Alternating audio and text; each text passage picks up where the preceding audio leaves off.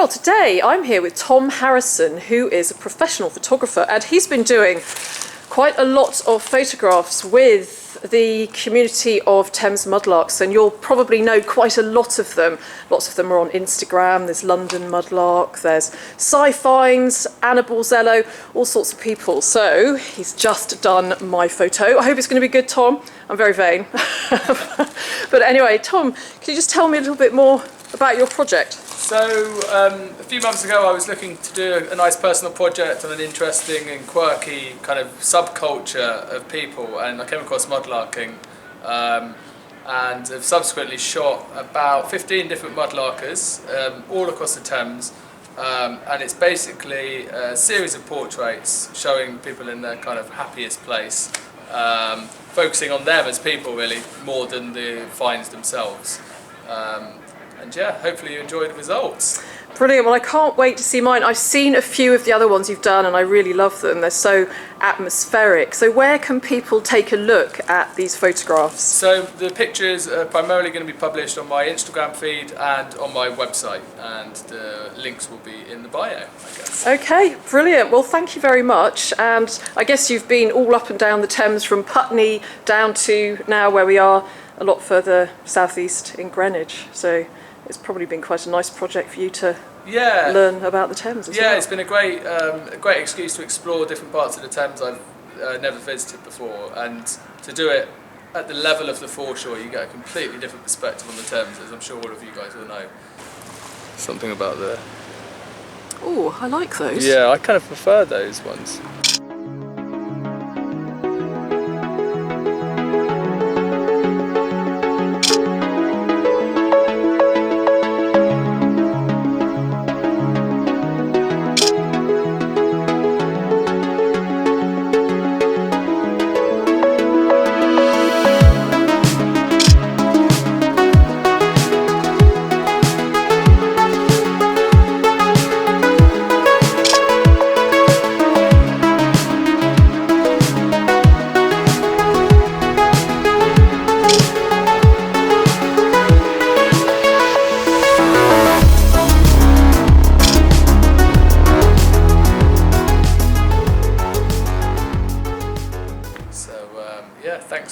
Thanks for everyone who's taken part.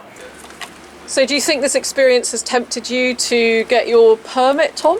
It has. I think it's when I've been shooting, I've had quite a few people have just happened to spot things as I'm taking pictures of them, and I've been amazed at how, when you know what you're looking for, you just can find the most amazing random things. So yeah, definitely got tempted to do it, but I'm not quite sure my historical knowledge is there yet to know what I'd be actually looking at. But small steps, I guess. Right, so I'm going to go off now and see what I can find. I'm just having a little scrape around here, and all sorts of weird little bits and pieces popping up. There's a very crusty little round thing here. I'm wondering if it's a coin or a button. I need to give it a little tap with my trowel. Get some of that crustiness off. There we are, look. Got it off. Ah, it's just a washer. There you go, a little washer. Disguised as a potential coin. I'm just having a scrape around in this area here. I haven't been here for a while, and since I've last been here, the surface has really been stripped of a couple of layers, I think. Now, down here is a couple of things, or maybe even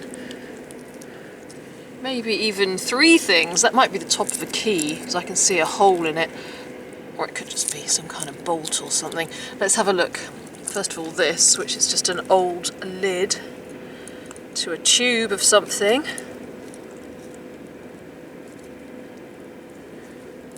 I'll take it anyway, just so that we can see what it used to be screwed on top of.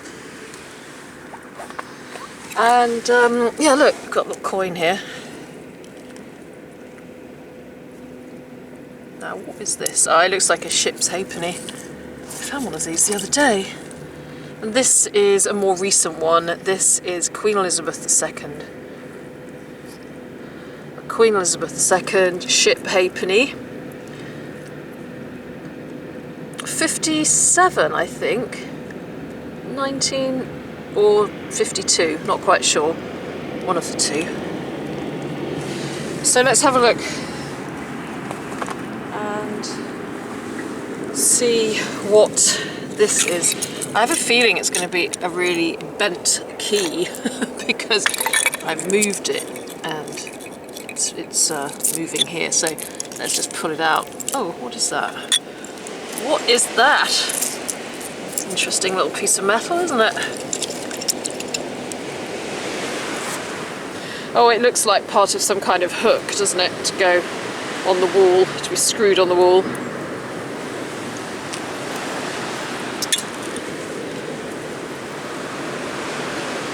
Quirky little piece of metal. Now, I've seen a couple of things here.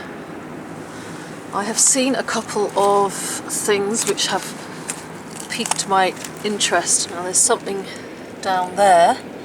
That looks like the back of a pin, doesn't it? Just down here. I've also seen a little piece of metal over there which I want to take a closer look at. But first of all, let's have a look down here. Oh, look! It's a little cock. It's a little cock.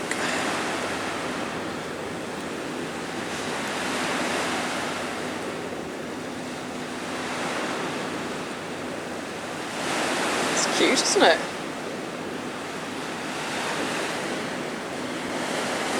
I can't for the life of me see what it says on there. It's in really good condition, isn't it? Considering it's been washed up and washed around on this part of the Thames foreshore for so long, and it's even still got the enamel there where the lettering is. Cool. Right, well, there's that, the little cock. And a bit of chain. Let's just have a look at this thing. It's probably nothing, actually. Let's see. What is this?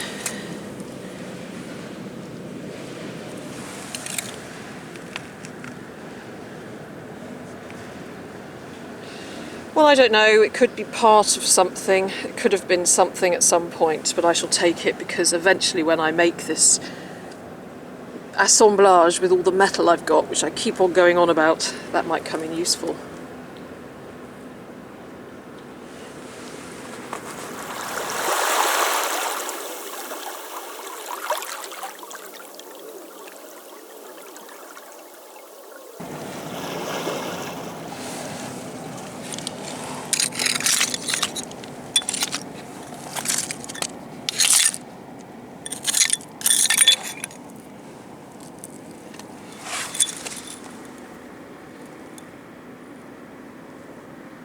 Look at that. So tiny. Part of a clock, maybe.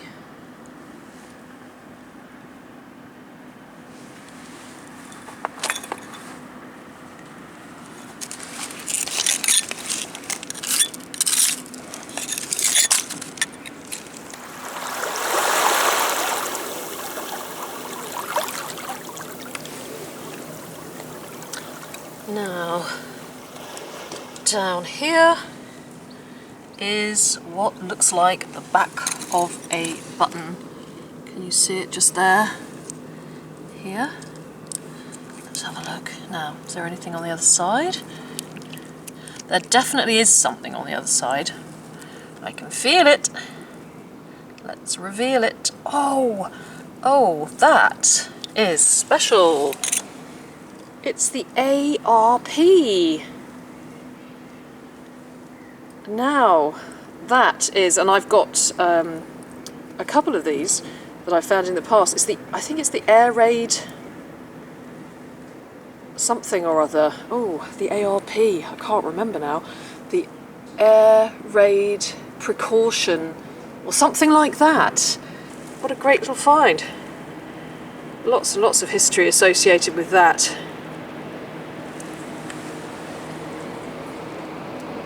The ARP.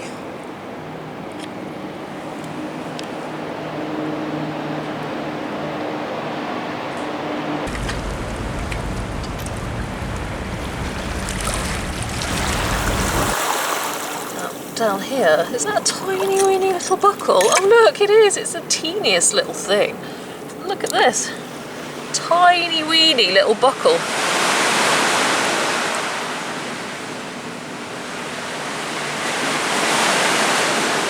Teeny tiny.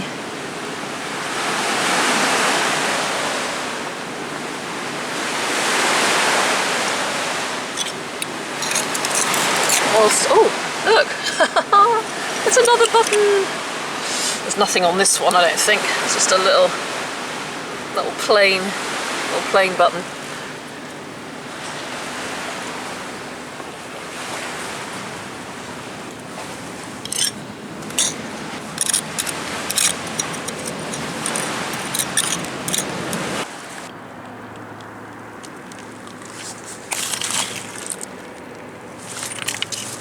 Look at this lovely chunky stopper.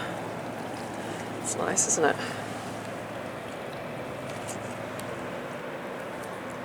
Let's get the sun right through it.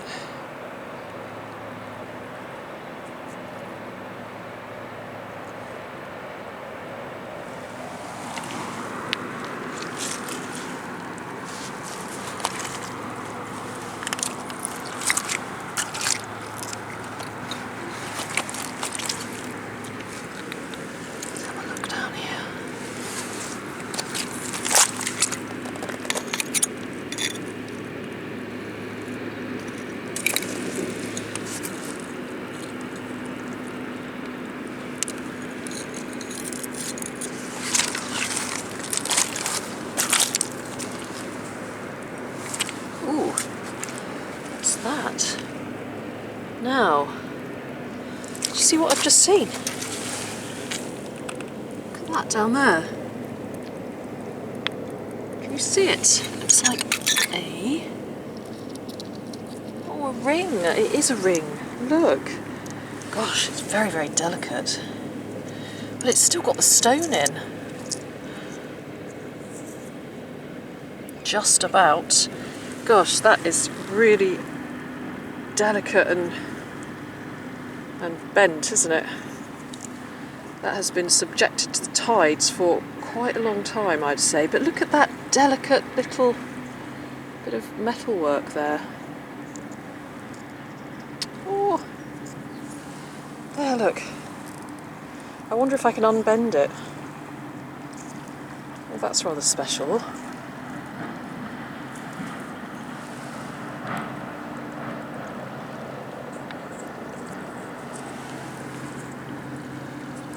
Okay, watch this space. And as always when I find rings, I wonder why they're in the river. Were they thrown in deliberately or lost? This one's really pretty. It's obviously not a precious gem, but it's a really pretty, delicate little ring. I wonder who once wore it.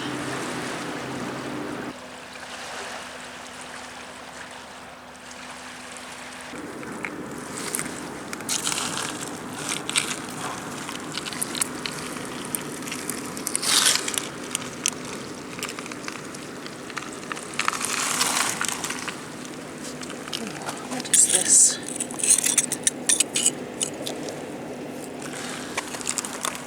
Oh, it's quite heavy.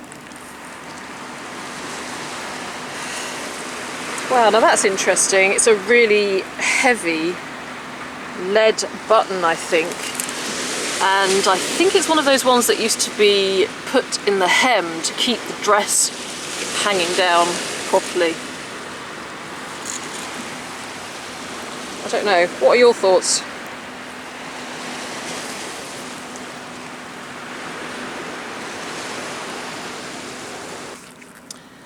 Now, can you see what I've just seen down here?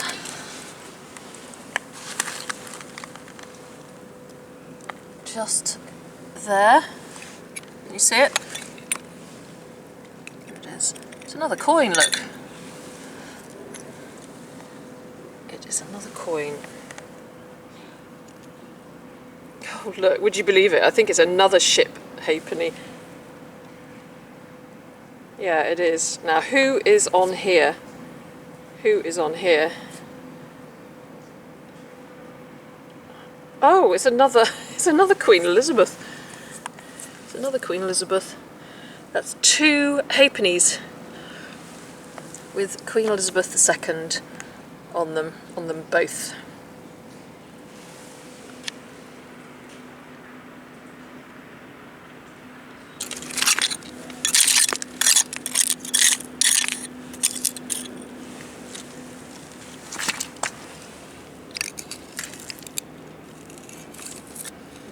Oh, what's this?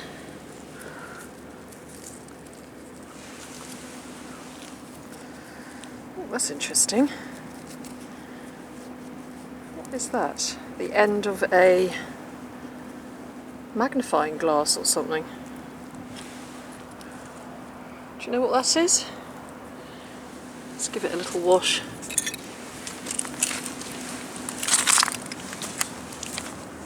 In this handy little pool.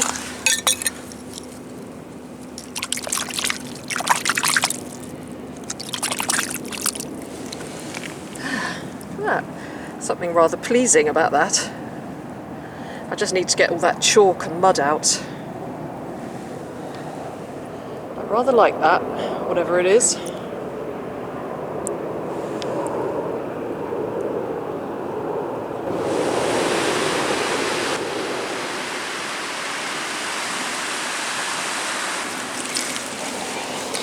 Look, I've just pulled this out of the mud. The remainders of a can of Strike American Cola.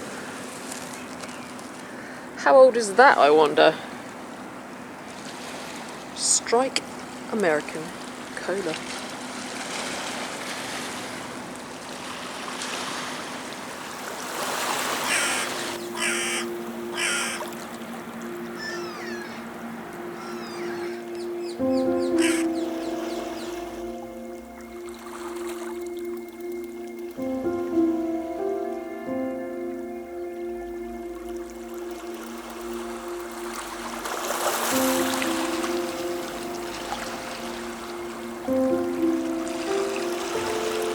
Well, just look at this lovely little handful of finds to go home and sort out.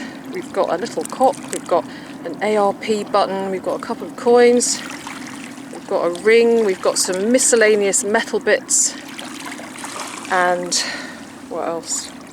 Yeah, that's about it.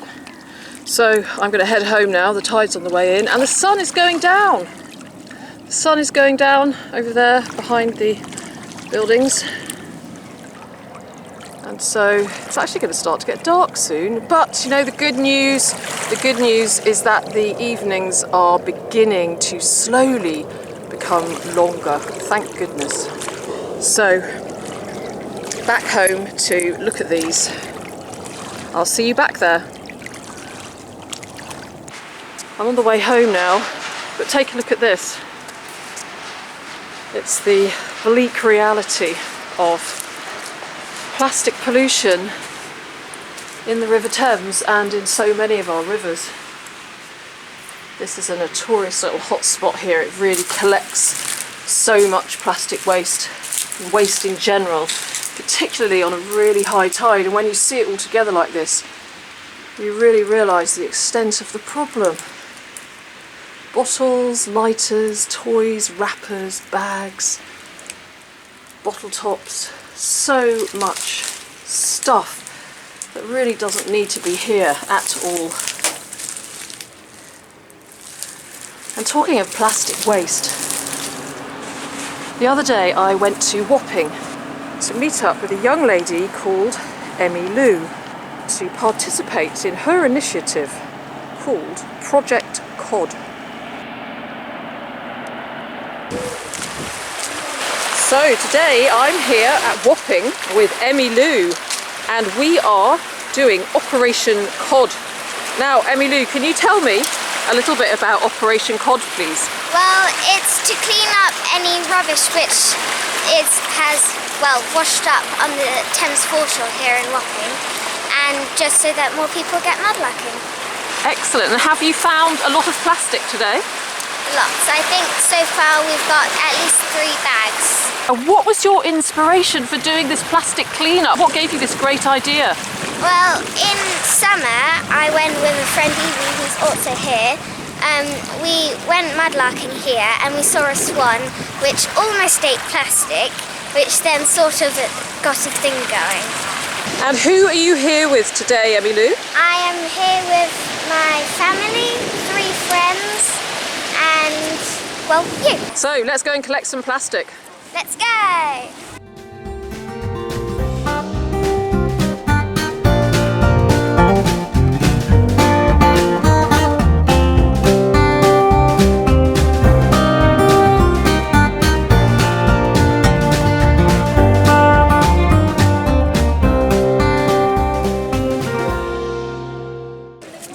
Now, Emmylou, when did you start mudlarking? The first time I ever went mudlarking was with a friend called Robin, who is also here, and her mum Charlotte, when I was 5, and we just went, I don't know where we went, but there was lots of pottery, and that's one of my memories.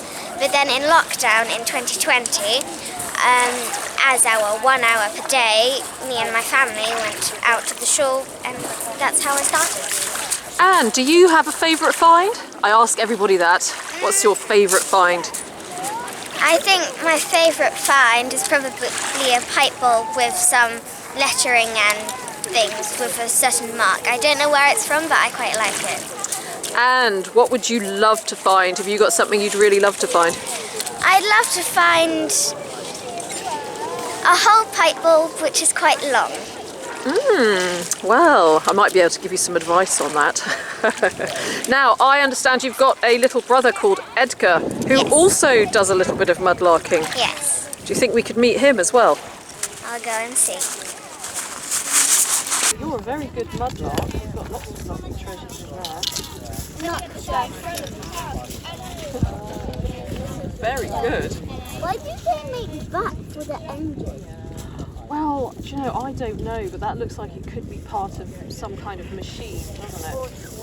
Or a train. Could be. Yeah, and what about that? I wonder who had their dinner on that plate once upon a time, a long time ago. Yuck. Glass. And you've got some oysters as well.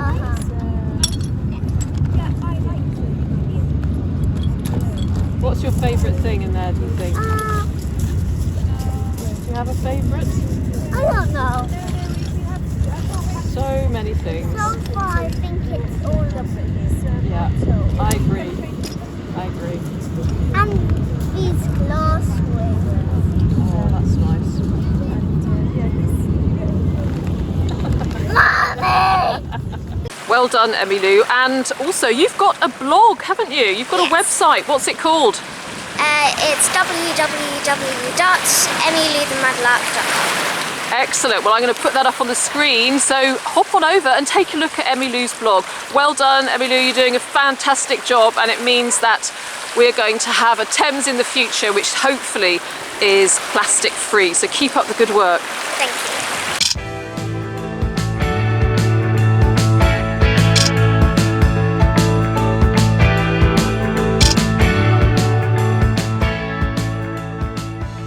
Hi everyone, how are you? I hope you're all really well. Thank you very much for watching this video.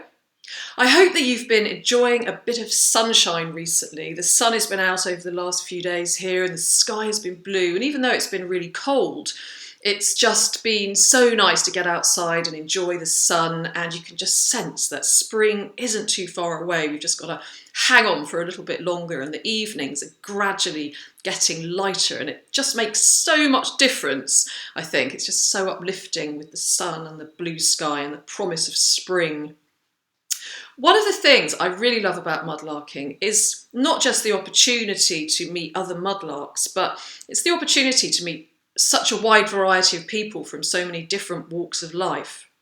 It was a great pleasure to meet with Tom Harrison, the photographer, and when you get a chance, do go over to his website or his Instagram site to see the full portfolio of the photos of the Thames mudlarks that he has taken. There's some beautiful colours, all those greens and browns, and he just captures the atmosphere of the Thames really well. And all of those mudlarks have found some absolutely brilliant finds, so it's worth checking out their Instagram sites as well. It was also such a great pleasure to spend the morning with Emmy Lou and Edgar and their friends. They did such a fantastic job of clearing up the plastic on the Wapping foreshore, so well done to all of you again. And if you're interested in helping to clear up the Thames foreshore, then there is an organisation called Thames 21 who are absolutely brilliant. They are often doing clear-ups on the foreshore and you can volunteer with them. So I'll put the website here so you can take a look. And it's also another great way of meeting people. So now I'm just going to go through briefly some of the finds from today's video. And I'm going to start with this little button here, which is an ARP button. Now I have found a few of these, and rather stupidly, I found one of the ones I found on a previous outing this morning, picked it up, put it down so I would have two of them to show you. And now, for the life of me, I cannot find it anywhere. But I have got at least two more of these buttons.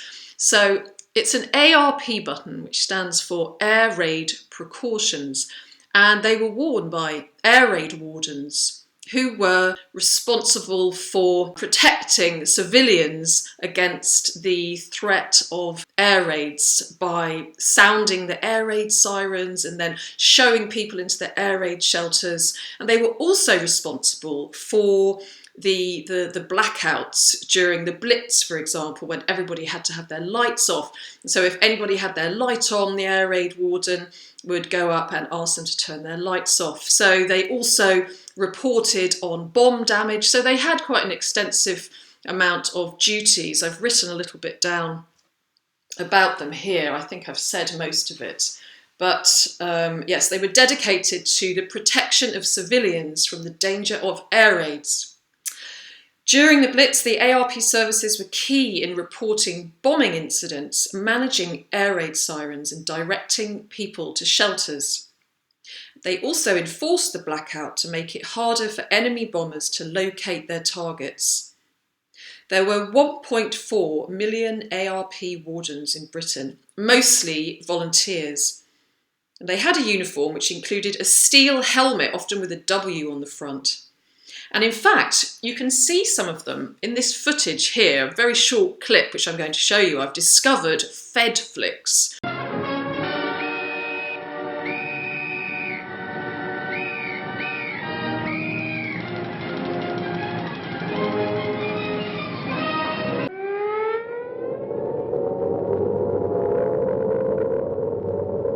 That's the sound that became part of the life of every man, woman, and child in Britain.